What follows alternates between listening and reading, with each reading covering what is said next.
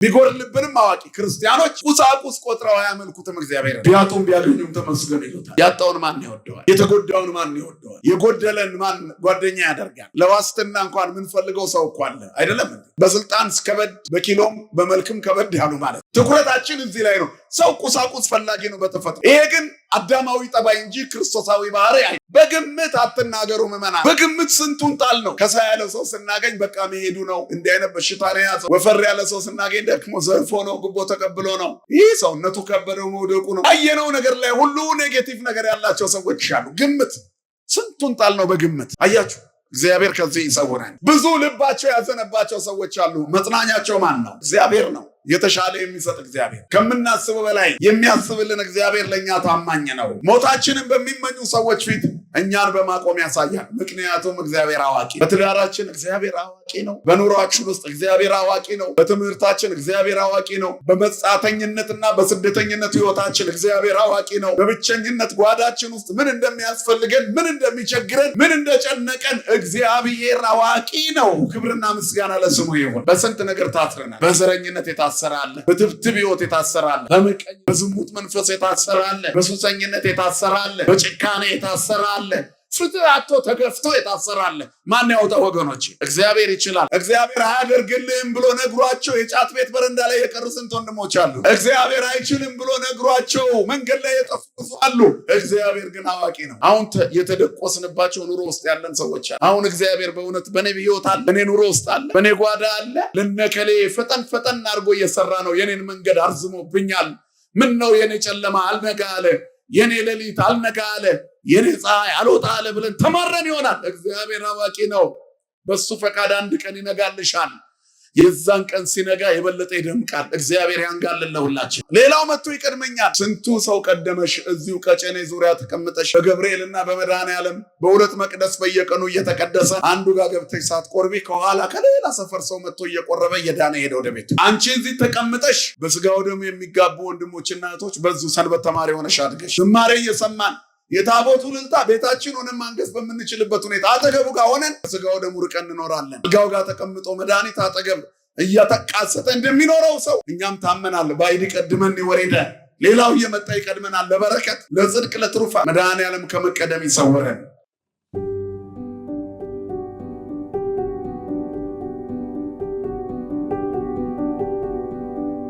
በስመ አብ ወወልድ ወመንፈስ ቅዱስ አሐዱ አምላክ አሜን። ሰላም ገብርኤል መልአክ በላይ ለማርያም ዛይረፈ ከመ እዜን ነው ህዳጠ ወአኮ ትሩፈ ሲሳይ ልቡና መጽሐፈ ወአፉ የሙሴ ለእመ ኮነ ጸያፈ ጰራቅሊጦስ አሮን ይሁነኒ አፈ። ቅዱሱን ወንጌል መልካሙን የምስራች ወደ እመቤታችን በቅዱስ ገብርኤል የመጣውን ታላቁን ወንጌል አምልቼና አስፍቼ ሳይሆን በጎልዳፋ አንደበቴ እንድመሰክር መንፈስ ቅዱስ ለእኔ አንደበት ለሁላችን ደግሞ ሰሚ ጆሮና አስተዋይ ልቦና ይሆናል። ምዕመናን ወምዕመናት፣ አባቶች፣ እናቶች፣ ወንድሞች፣ እህቶች፣ ህፃናት እስከ ሞት ድረስ ወደደን በመድኃኒተ ዓለም በኢየሱስ ክርስቶስ ፍጹም ፍቅር እንደምን አመሻችሁ፣ እንደምን ዋላችሁ፣ እንደምን ቆያችሁ። ጾም ስለሆነ ይከብዳል አይደለ? ይሄ የሽሮ ጉሮሮ በደንብ ልላይ ነው እኮ። እስኪ ሞክሩት፣ አይዟችሁ፣ ከጎነንም ይሁን።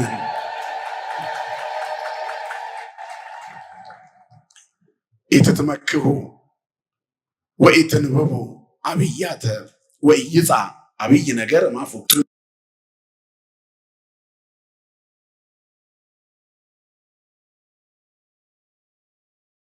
ኩራት አትናገሩ፣ ከአንደበታችሁም ክፉ ነገር አይውጣ፣ እግዚአብሔር አዋቂ ነውና። መጽሐፈ ሳሙኤል ቀዳማዊ ምዕራፍ 2 ቁጥር 3 እስመ እግዚአብሔር ማእምር ውእቱ የሚለውን ሳናበዛባችሁ ጥቂት እንነጋገራለን። እግዚአብሔር ምንድነው አለ? አዋቂ ነው። እግዚአብሔር ምንድነው? ጮክ ብላችሁ በለው። እግዚአብሔር ምንድነው? አዋቂ ነው። ይህንን ቃል የተናገረች ጸሎቷ የተሰማላት ሴት፣ ሸክሟ የተራገፈላት ሴት፣ ነቀፌታዋ የራቀላት ሴት፣ የደረሰባትን መከራ እግዚአብሔር ቆጥሮ ጭንቀቷን፣ ጩኸቷን፣ ሐዘኗን፣ ማጣቷን፣ መጎስቆሏን፣ መጎዳቷን፣ አንገት መድፋቷን አይቶ የጎበኛት ሴት እግዚአብሔር አዋቂ ነው አለች። ብፁዓን ለተሃድገሎሙ ኃጢአቶሙ፣ ኃጢአታቸው የተሰረየላቸው ሰዎች ብፁዓን ናቸው ይላል መዝሙረኛው ዳዊት። ሸክማቸው የተራገፈላቸው ሰዎች ብፁዓን ናቸው፣ የምስጋና ነዶ ይሰበስባሉ ማለት ነው። ብፁዓን ለተሃድገሎሙ ኃጢአቶሙ፣ ኃጢአታቸው ይቅር የተባለላቸው መተላለፋቸው የተደመሰሰችላቸው ሰዎች ብፁዓን ምስጉን ናቸው። የሚያመሰግኑ አንድ ላይ መልሱልኝ። ሀገራችን የት ነው? ወለነሰዞ ውስተ ሰማያት ሀገርን ይላል ቅዱስ ጳውሎስ። የኛ ሀገር ሰማይ ነው። የምንኖረው ተሻግረን ነው። እዚህ እንቆይ አንኖርም። ምድር ላይ ብዙ የሚጣፍጥ የሚመስል መራራ ህይወት አለ። ማንም ሰው እድሜ ልኩን ደስ አይለውም። ደስታ የማይቋረጥበት ምስጋና እረፍት ምስጋና የሆነበት ሌላ ሀገር አለን። ያ ሀገር የት ነው ወገኖቼ? በሰማይ ነው። እግዚአብሔር ለዛ ክብር ያኑላችንን። እዚህ የተቀመጥነው ጨለማውን፣ ብርዱን፣ ቁሩን፣ ቅዝቃዜውን፣ ውሽንፍሩን፣ ዝናቡን የቻልነው እዛ ያለውን መርገም ለመቀነስ ነው። ከዛ ቤት እድል ፈንታችንን እንዳናጣ በዚያ ቤት እንድንኖር በአባቱ ቤት ባለው ብዙ መኖሪያ ስፍራ ያዘጋጀልን የልጁን መልክ ልናይ በዚያ አለ። ቅዳሴ ማርያም ላይ እናንተ የክርስቲያን ወገኖች ይሌለ እዚህ እንደተሰበሰባችሁ በዚያ ባለ ሀገራችሁ ይሰብስባችሁ። አያችሁ፣ በዚያ ይሰብስባችሁ። ከማው ያስተጋብክሙ በደብረ ጽዮን ቅድስት ወበኢየሩሳሌም አጋዚን እንተ በሰማያት ነው። በሰማያት ባለች በኢየሩሳሌም ነፃ በምታወጣ በደብረ ጽዮን ኢየሩሳሌም ይሰብስባችሁ። በዚያ ምን አለ? የካህናት ማህበር አለ። አያችሁ፣ የካህናት ማህበር ወደ ተተከለበት ድንኳን ያስገባችሁ፣ ወደ ቅኔ ማህሌቱ ያለማቋረጥ ምስጋና ወደሚከናወንበት እስራ አርባዕቱ ካህናተ ሰማይ ያለማቋረጥ የልዑልን መንበር እያጠኑ ቅዱስ ቅዱስ ወደሚሉበት ያስገባችሁ። የእሳት ድንኳን ወደ ተተከለበት ያስገባችሁ። እሳቱ ሥላሴ ነው አይደለም እንዴ? አብ እሳት፣ ወልድ እሳት፣ መንፈስ ቅዱስ እሳት እንላለን። ስለዚህ በሰማይ ያለ ቤታችን የሥላሴ ቤት ነው። የእሳት ድንኳን የተተከለበት የካህናት ማደሪያ ጉባኤ ወዳለበት ያስተማሩ የሐዋርያት ማህበር ድል የነሱ የሰማዕታት ማህበር ወዳለበት ያስገባችሁ ይላል። ከዚያ ምን ይላል መሰላችሁ? በዚያ የተሳለ የፊቱ መልክ አለ ይላል። በዚያ የተሳለ የፊቱ መልክ አለ። ንጹሕ አክሊልና ብሩህ ልብስ በዚያ አለ ይላል። የልጁ መልክ ያለበት ነው የኛ ሀገር። አያችሁ፣ የተሳለ የፊቱ መልክ፣ መስቀል ላይ የዋለው የፊቱ መልክ፣ እኛን የሰራበት የፊቱ መልክ፣ በቅድስና ያጌጥንበት የፊቱ መልክ ወደዚያ ያስገባን መድኃኔዓለም ሁላችንንም። ስለዚህ ያ ነው የኛ ቤት። በዚያ ነው ደስ የሚለን። እዚህ ደስ አይለንም። እዚህ ደስ ሊለንም አንፈልግም። ሙሉ ደስታ አንፈልግም። ግን መከራ እንዳይበዛብን እንለምነዋለን። ክርስትና የሰማይ በረከት ብቻ አይደለምና ዋናው ግን የሰማይ በረከት ነው። እሱ መንግስቶ ወጽድቆ ነው። ወዝሰ ኩሎ ይትወሰክ ለክሙ፣ አስቀድማችሁ መንግስቱንና ጽድቁን ፈልጉ፣ ሌላው ትርፍ ነው። በዝናብ አብቅሎ የዕለት እንጀራችንን የምንለው ትርፍ ነው። አያችሁ፣ ምክንያቱም መንግስቱን አዘጋጅቶልናል። ለሰማያዊ ርስት ለልዩ ክብር እግዚአብሔር አዘጋጅቶናል። ክብርና ምስጋና ለስሙ ይሁን። በዚያ ነው የምንኖረው። የኛ ሀገር እዛ ነው። ስለዚህ እዚህ ጉድለት አለ። በጉድለታችን ውስጥ ግን አዋቂው ማን ነው ወገኖቼ? እግዚአብሔር ነው። አያችሁ፣ ቢጎድልብንም አዋቂ ክርስቲያኖች ቁሳቁስ ቆጥረው አያመልኩትም እግዚአብሔርን። ቢያጡም ቢያገኙም ተመስገን ይሉታል። በማጣትም ተመስገን፣ በማግኘትም ተመስገን፣ በማጌጥም ተመስገን፣ በመታረዝም በመልበስም ተመስገን፣ በሁሉ ተመስገን ያለማቋረጥ። አይኩትዎ ለእግዚአብሔር በእንተ ኩሉ ዘገብረ ነው። ስላደረገው ነገር ሁሉ አመስግኑት ነው። ምስጋና የክርስቲያኖች እስትንፋሳቸው ነው። እንደምንተነፍሰው ኦክሲጅን ጸሎትና ምስጋና ተመሳሳይ ነው። ያለ ምስጋና ውለን አናድርም። ተመስገን ሳንል አንውልም። ተመስገን ሳንል አናድርም። እሱ ምናችን ስለሆነ አባታችን፣ በእውነት ለሁላችሁም አባት ይሆናችሁ። ቶሎ ቶሎ መልሱ ስትጠየቁ። በረከቱን በሁላችን ላይ እግዚአብሔር ያዝንበልን።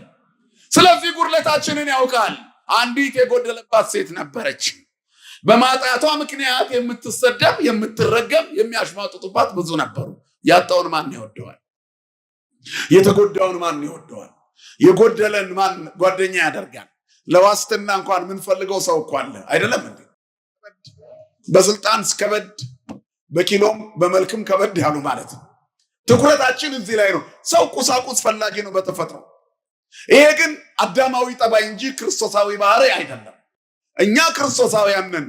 እኛ የክርስቶስ ከሆንን የክርስቶስ ልብ አለን። የክርስቶስ ልብ ደግሞ ውስጥን ያያል፣ ይፈትን እግዚአብሔር ልብ ወክልያት ነው። ልብና ኩላሊትን የሚመረምር አምላክ ልጆች ነን። ስለዚህ ፊትን አይተን አናደላም። እግዚአብሔር ቤት ስንመጣ ፊት አይቶ የማያደላውን አምላክ ያለ መድሎ ልናገኘው እንድንችል እኛም ማዳላትን እናቁም። አምላካችን እግዚአብሔር ከሁላችን ጋር ይሁን። እና የተገፋች ሴት ናት። አሁን እግዚአብሔር ጎበኛት። ብዙ አልተርክላችሁም፣ ሰዓት የለም ብያቸዋል። ሐናም ሳሙኤል ልብ የሚነካ ታሪክ ያላት ሴት ናት። የእሷ ታሪክ የብዙዎቻችንን ልብ ይነካል። ጸሎቷን እመቤታችን ጸልያዋለች። ጸሎተ እግዝእትነ ማርያም ከቅዱሳት መጻሕፍት የተውጣጣ የእመቤታችን ጸሎት ነው። ከሐናም ሳሙኤል ወስዳለች። ትሑት እናት ስለሆነች በስጋ የእመቤታችን እናት ሆናለች። በመንፈስ የዓለም ሁሉ እመቤት የሆነችው እናት ድንግል ማርያም ከእሷ እንድትወስድ በቅታለች። ማን ይመስገን ወገኖች፣ እግዚአብሔር የተመሰገነ ይሁን። ክርስትና እንደዚህ ነው። አያችሁ፣ ለሌላ የሚተርፍ ማንነት ማስቀመጥ ማለት ነው። በማጣቷ በመጎዳቷ በመጉበጧ አላማረረችም። ግን የሆነ ቀን በጣም ሲከፋት የእግዚአብሔር መቅደስ ሄዳ ቆመች። ቆማ ከንፈሯ ይንቀጠቀጥ ነበረ ይላል መጽሐፉ። የምትለው ነገር ግን አይሰማም ነበር።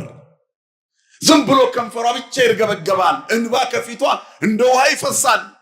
ያንን ድምፅ ግን ማን ይሰማል ወገኖች? እግዚአብሔር ይሰማ። የዝምታ ውስጥ ጩኸት የሚሰማ እንደማንሰማ የአንደበትን ጩኸት ቸል እንላለን። የውሳጣዊ ልብ ሹክሹክታ ለወሳስ እንሰማለን ይላል አባቴ እኔና መንፈስ ቅዱስ መድኃኒተ ዓለም ኢየሱስ ክርስቶስ። እኔ አባቴና መንፈስ ቅዱስ ከጣራ በላይ የሆነ ጩኸት እንደማይሰማ ዝም እንላለን። ሰው ስለ ጮኸ አንሰማም። ዝም ያለውን ከልቡ የተናገረውን ግን ሳይጮህ እንሰማዋለን። እግዚአብሔር ሳንጮህ ሁላችንንም ይስማን ወገኖች። ወዘእንበለ ንስአሎ ይውፍቶተና ሳንለምነው የምንሻውን ይሰጠናል። እግዚአብሔር ለኛ ሊሰጠን ፍላጎታችንን ብቻ ይፈልጋል። ብዙ እንድንጮህ አይፈልግም። ዋናው የአባትነት ክብሩን አንንሳው። የልጅነት ጸጋችን እንዳይገፈፍ አባት ብለን እንኑር። የልጅነት መንፈስ ይኖረን። ከዛ ዘእንበለ ንስአሎ ይውፍቶተና ሳንለምነው የምንሻውን ይሰጠናል። ከምናስበው በላይ የሚያስብልን አምላክ ታማኝ ነው። የታማኙ እግዚአብሔር ልጆች ዝም ብለው ይሰማሉ። በዝምታ ውስጥ ታነባ ነበር። ካህኑ ኤሊ አያት፣ ሰክራ ነው አለ። በግምት አትናገሩ ምዕመናን። በግምት ስንቱን ጣል ነው። ከሳ ያለ ሰው ስናገኝ በቃ መሄዱ ነው። እንዲህ አይነት በሽታ ነው የያዘው። ወፈር ያለ ሰው ስናገኝ ደግሞ ዘርፎ ነው፣ ጉቦ ተቀብሎ ነው። ይህ ሰውነቱ ከበደው መውደቁ ነው። ያየነው ነገር ላይ ሁሉ ኔጌቲቭ ነገር ያላቸው ሰዎች አሉ። ግምት ስንቱን ጣል ነው በግምት። አያችሁ፣ እግዚአብሔር ከዚህ ይሰውራል። በግምት ተናገረ ካህኑ ኤሊ። እንዲሁ በግምት ሰክራ ነው አለ። ተጠጋትና ይህንን የወይን ጠጅሽን ከራስሽ ላይ አርቂ አላት። ጌታ ሆይ አለች፣ እኔ ልቧ ያዘነባት ሴት ነኝ። እስቲ ተናገሩ፣ እኔ በሉ ልቧ ያዘነባት ሴት ነኝ። እግዚአብሔር ሐዘናችንን ይስማን። ልቧ ያዘነባት ሴት ነኝ በሶስተኛ መደብ ነው። መጽሐፍ ቅዱስ ብዙ ጊዜ በሶስተኛ መደብ የመጠቀም ጠባይ አለው። በአንድ ወቅት ኢያሱ በቅዱስ ሚካኤል ፊት ሰግዶ ጌታዬ ለባሪያው የሚነግረው ምንድን ነው አለ። ለእኔ ምን ልትነግረኝ መጣ ነው ቋንቋ። ብዙ ቦታ ላይ እንዲህ እናያለን።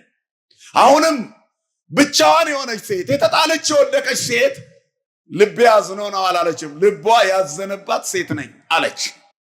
ብዙ ልባቸው ያዘነባቸው ሰዎች አሉ። መጽናኛቸው ማን ነው? እግዚአብሔር ነው። የተሻለ የሚሰጥ እግዚአብሔር፣ ከምናስበው በላይ የሚያስብልን እግዚአብሔር ለእኛ ታማኝ ነው። ስለዚህ ወዲያውኑ ምን ሆነሽ ነው አላት። ቀጥለው እንዲህ አይነት ችግር ላይ ያለው ነኝ ስለቴን ነግሬው ነው።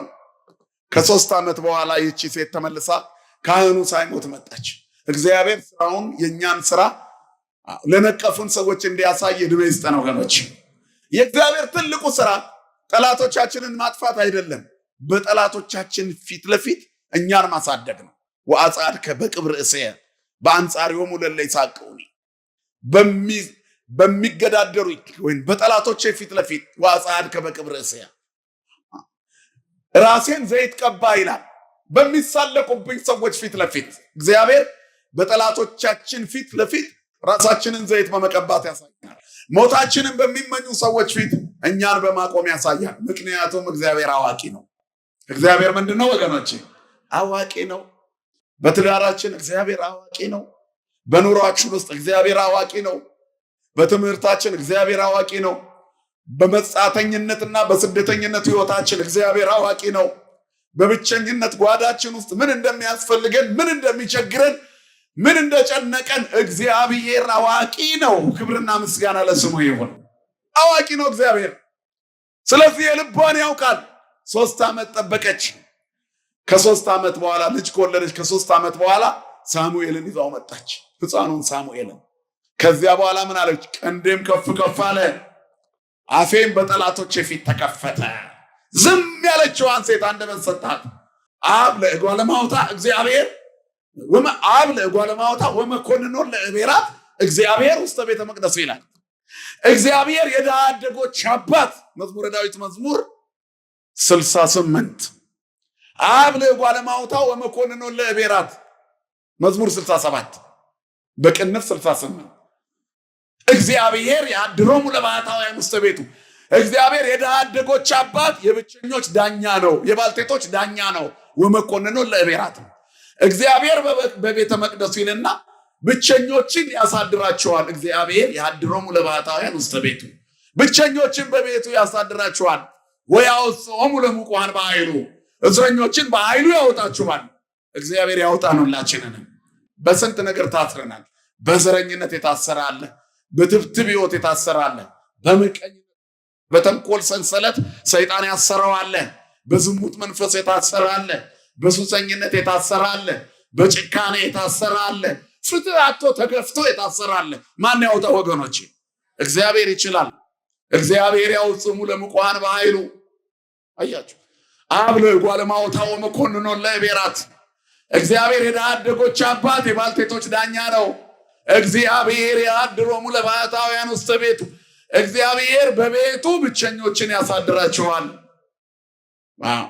እስረኞችን በኃይሉ ከእስር ቤት ያወጣቸዋል። ከማሁ ለምሩራን ለነበሩ ውስተ መቃብር ኃጢአተኞችና ምሬተኞች እግዚአብሔር አይችልም አያውቅም የሚሉ ግን በመቃብር ይኖራሉ።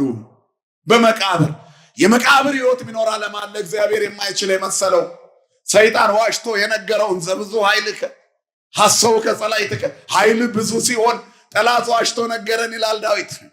እግዚአብሔር አያደርግልህም ብሎ ነግሯቸው የጫት ቤት በረንዳ ላይ የቀሩ ስንት ወንድሞች አሉ።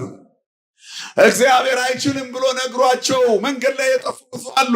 እግዚአብሔር ግን አዋቂ ነው። እግዚአብሔር ምንድነው ወገኖቼ? አዋቂ ነው።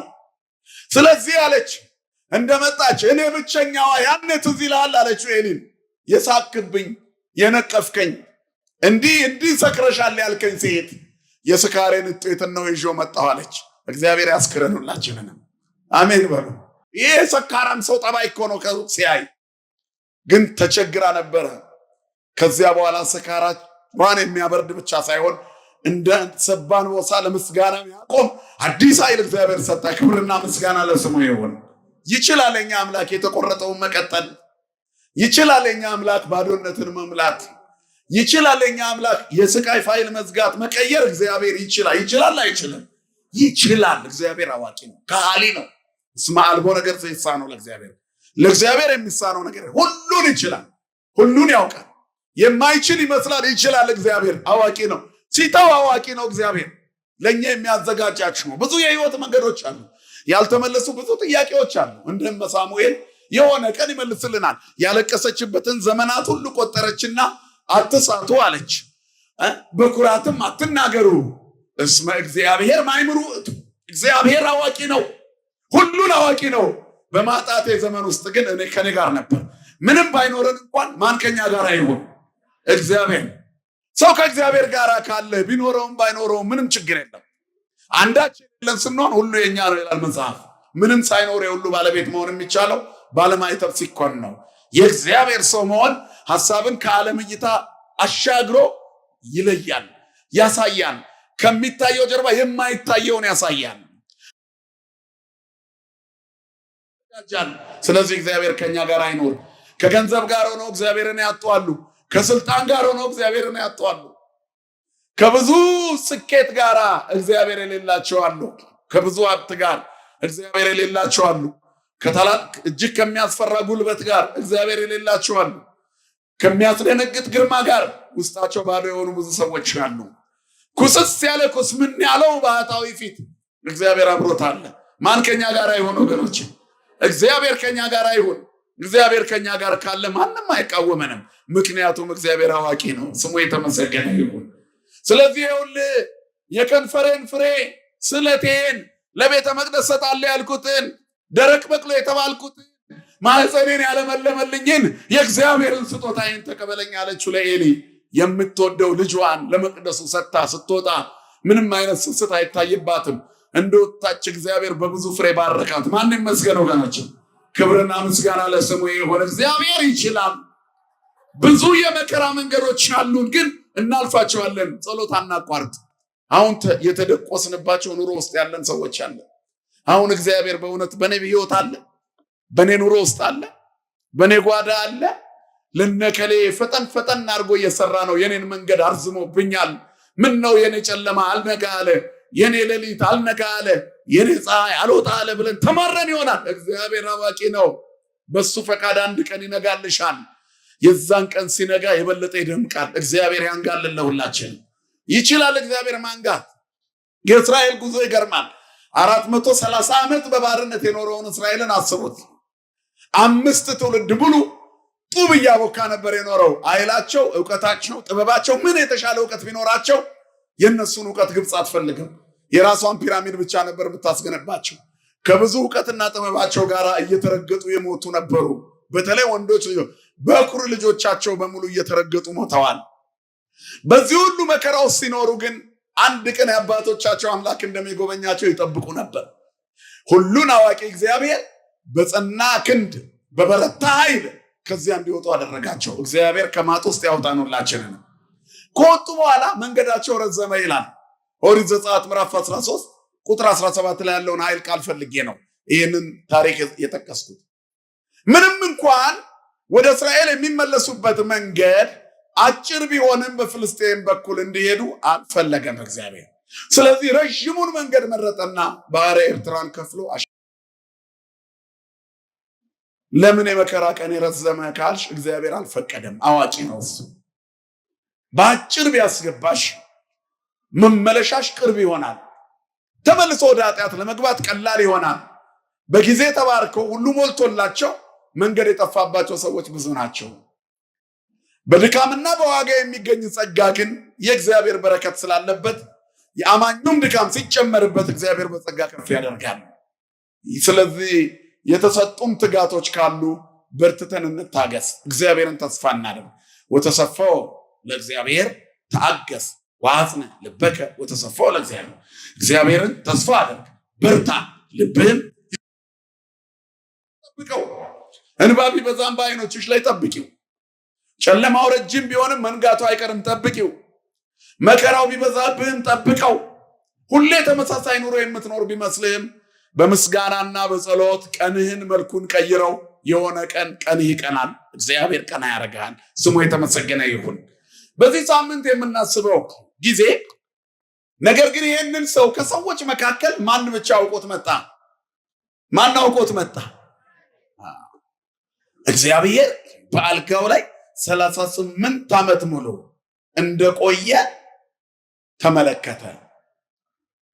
ብዙ ዓመት እንደቆየ አይቶ ነው የሚለው። አይመረ ከመጎንደየ ውስተ ደዌሁ ይላል። በበሽታው እንደከረመ እንደቆየ፣ ብዙ እንደቆየ አውቆ ትፈቅድኑ ትህየው እግዚአብሔር ይመጣል። የሆነ ቀን የተሸከምነው ቀንበር አለ፣ ለሰው መናገር የፈራነው ገመና፣ ተጣብቆን መከራ የሆነብን ስቃይ ይኖራል። ግን እግዚአብሔር አዋቂ ነው። የሆነ ቀን ይመጣል፣ አይናችንን ሊገልጥ፣ ነቀፌታችንን ሊገፍ፣ ስቃያችንን ሊያቆም፣ የመከራ ፋይላችንን ሊዘጋ እግዚአብሔር የሆነ ቀን ይመጣል። ጸንታችሁ ጠብቁት። ወተሰፋው ለእግዚአብሔር። በእግዚአብሔር ተስፋ አድር። ሁሌ ልብ ይጽና፣ በርታ፣ ያለማቋረጥ ጠብቀው። መዝሙረኛው ራሱ ጸኒያ ጸናይ ክወለ እግዚአብሔር አለ ሰማንዮ ተመይጠኒ እግዚአብሔርን ቆይቼ ደጋግሜ ደጅ ጠናው ሰማኝ ወደኔ ተመለሰ። መድኃኔዓለም ወደኛ ይመለስ። አያችሁ አንድ ቀን እግዚአብሔር ፊቱን ወደ አንቺ ይመልሳል። መጸለይ አታቋርጪ፣ ጠብቂ። በአልጋው ላይ እንደቆየ ተመለከተ ነው የሚለው። የብቸኞች አባት፣ የድሆች መጠጊያ፣ ግንባር አይቶ የማያደላ የጨፈገገውን ፊት የሚያፈካ ያጣነውን ሰላም የሚሰጥ ታማኝ አባት አዋቂው እግዚአብሔር እሱ ዓላማ አለው። ለሁሉ ነገር ዓላማ አለው። የኑሯችን መንገድ ሲረዝም እግዚአብሔር ዓላማ አለው። ጥያቄያችን ሲያድር እግዚአብሔር ዓላማ አለው። ቶሎ ይመልሳል፣ አዘግይቶ ይመልሳል፣ ሳይመልስ ይቀራል አይደል? እግዚአብሔር ጥያቄን ቶሎ ሲመልስ እምነትን ይጨምራል። እስራኤል በኤርትራ ባህር ዳርቻ በበትር ባህር ሲከፈል አይተዋል። ወዲያው ዘመሩ፣ እምነታቸው ጨመረ። እግዚአብሔር ጥያቄ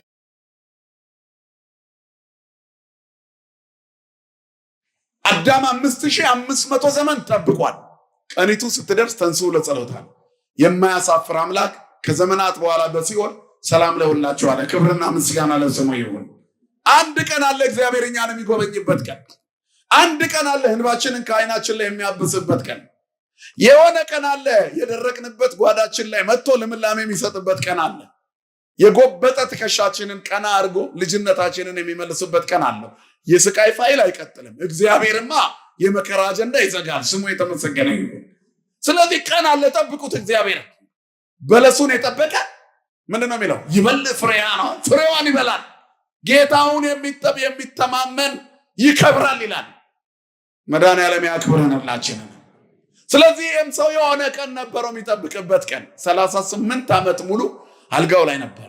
ትፈቅድኑ ትህየው ልትድን ትወዳለህ? ይህን ነበር የጌታ ጥያቄ። አዋቂው እግዚአብሔር ሰው ሁሉ ፋሲካ ለማክበር እሱ ግን ፋሲካውና ደስታው ታርዶ ለኛ ምግብ እስከሚሆንበት ቀን ድረስ በሽታ ያጣበቃቸውን ማላቀቅ፣ ሐዘን ያጎበጣቸውን ማቅናት፣ እንባቸው በፊታቸው ላይ አልቋረጥ ያለውን ማበስ ስራው ነበር። ደጉሩሩ የኛ አባት መድኃኔዓለም። ስለዚህ ወደዚህ ሰው መጣ። ልትድን ትወዳለህን አለው። እወ እግዚኦ አላ ሰብአ ልብየ ከመሶቤ ታወክ ማይ ያውርደኒ ውስተ ምጥማቃት። ውሃው ሲታወቅ ወደ ምጥማቃቱ ወደ መጠመቂያው የሚያስገባኝ ሰው የለም። ስለዚህ ሰው የለኝም ማለት። ዛሬ ጎረቤትሽን እንዴት አደርሽ ብለሻታል? ቡናን ጠጣ ብለን ጠርተን የቡና ቁርሱ እራት የሚሆናቸው እኮ ደሃ ጎረቤቶች አሉን ከኛ ይባሱ። ይሄ መጠራራት እንኳን ቀርቶ ሰው በቤቱ በረሃብ እየሞተ ነው። መድኃኔዓለም አይኖቻችንን ይግለጥልን። ሰው የለኝም ብለው የሚከሱን ጎረቤቶች አሉ። ልብሳችን ተደራርቦ ቆሞ በአንድ ልብስ ዓመት ሙሉ የምናያቸው ሰዎች አሉን። ምን አለበት መካፈል እንደ ድሯችን ብንቀጥል? አላ ሰብአ ልብየ ውሃው ሲታወቅ ሁሉም ወሶበ እመጽእ አነ ባዕድ ይቀድመኒ ወሪደ፣ እኔ ብድግ ብዬ ስነሳ ሌላው መጥቶ ይቀድመኛል አለ። ሌላው መጥቶ ይቀድመኛል። ስንቱ ሰው ቀደመሽ። እዚሁ ቀጨኔ ዙሪያ ተቀምጠሽ በገብርኤልና በመድኃኔዓለም በሁለት መቅደስ በየቀኑ እየተቀደሰ አንዱ ጋር ገብተሽ ሳትቆርቢ ከኋላ ከሌላ ሰፈር ሰው መጥቶ እየቆረበ እየዳነ ሄደ ወደ ቤቱ። ባዕድ ይቀድመኒ ወሪደ፣ ሌላው እየመጣ ይቀድመኛል። አንቺ እዚህ ተቀምጠሽ በስጋው ደሙ የሚጋቡ ወንድሞችና እህቶች በዙ። ሰንበት ተማሪ ሆነሽ አድገሽ ዝማሬ እየሰማን የታቦቱ ልልታ ቤታችን ሆነን ማንገስ በምንችልበት ሁኔታ አጠገቡ ጋር ሆነን ከስጋው ደሙ ርቀን እንኖራለን። አልጋው ጋር ተቀምጦ መድኃኒት አጠገብ እያተቃሰተ እንደሚኖረው ሰው እኛም ታመናል። ባዕድ ይቀድመኒ ወሪደ፣ ሌላው እየመጣ ይቀድመናል። ለበረከት፣ ለጽድቅ፣ ለትሩፋት መድኃኔዓለም ከመቀደም ይሰውረን። ትልቁ ነጥቤ ብዙ ዘመን እንደቆየ አውቆ መጥቶ አልጋን ተሸክመ ሄዳለሁ። እግዚአብሔር የመከራ ፋይላችንን ይዝጋልን። አንዳንድ ጊዜ እግዚአብሔር ተአምር ለሚቀጥለው ትውልድ ሊሰራ ሲፈልግ እንደዚህ ያስቀምጣል። መስቀሉ የተቀመጠው በመሬት ልብ ውስጥ በካዝና ነው። እኛም እንደዚህ ነን። እግዚአብሔር አዋቂ ነው። የዘራነው ስንዴ እንደሚበቅል ሁሉ እኛም የሆነ ቀን ተቀብረን ወጥተን እንበቅላለን። የምጽአት ቀን። ከዚያስ እሱ አንራቅ፣ እንቅረበው። ቅረቡ ሀቤው ወያበር ለክሙ፣ ወደ እርሱ ቅረቡ ያበራላችኋል ይላል። ወይታፈር ገጽክሙ፣ ፊታችሁም አያፍርም። ፊታችሁ አያፍርም። ይሄ ችግረኛ ጮኸ ይላል። ራሱን እኮ ነው። ዝንቱ ነዳይ ዘርአ ይላል። ወእግዚአብሔር ሰምዖ፣ እግዚአብሔር ሰማው። ወይታፈር ገጽክሙ፣ ፊታችሁ አያፍርም። የአባት ልመና ፊት አያስመልስም፣ አንገት አያስቀልስም። እግዚአብሔር ይሰማል። እግዚአብሔር አዋቂ ነው። ልብን ያያል። ይፈትን ልበ ወክልያተ የዝምታ ውስጥ ጩኸት ይሰማዋል። የሆነ ቀን ግን ጨለማውን ያነጋል። ደጅ ጥኑት፣ ቅረቡት፣ ለምኑት፣ ተማጸኑ። በስጋው ደግሞ ክብር በመንፈሳዊ ጸጋ ሰማይን በሚናፍቅ መንፈሳዊነት እንድንኖር ይርዳ። ይቆየን። ስብሐት ለእግዚአብሔር።